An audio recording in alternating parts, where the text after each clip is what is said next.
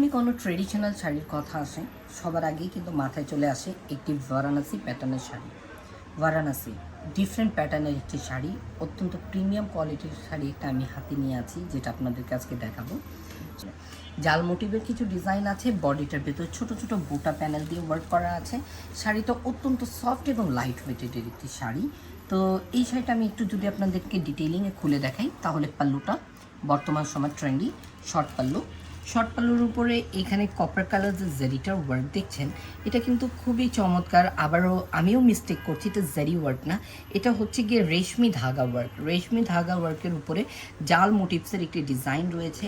Solid permanent border, but ছোট্ট করে দেওয়া সিম্পল বর্ডারের উপরে। আর বডিটার ভেতরে যেটা বুটি দেখতেছেন, এটা কাঞ্জিভারাম ইন্সপায়ার্ড বুটি, কাঞ্জিভারামের বুটিটা দেওয়া আছে। আর যদি এটা ব্লাউজের পোর্শনের কথা বলি, শাড়িটাকে আরেকটু যদি হালকা করে খুলে দিই আপনাদের জন্য, এটা যে শাইন, সে শাইনটা দেখে আপনি বুঝতে পারবেন। এবং এটা লাস্ট পোর্শন, এইখানে কিন্তু ইয়ে করার জায়গা আছে, পিকো করার জায়গা রয়েছে। ওয়াও, ব্যাক পোর্শনটা দেখুন। ব্যাক পোর্শনও কিন্তু কোনো এক্সট্রা সুতার লেয়ার নেই। এগুলো সেই অথেন্টিক সেই যুগের কাজ, যে যুগে একদমই ঘুরে ঘুরে লক করে কাজ করা হতো। এই শাড়িগুলোর ব্যাক পোর্শনটা এতটাই ফিনিশিং করা, আপনি চাইলে ব্যাক পোর্শনটাও মনে করেন যে পরে ফেলতে পারবেন।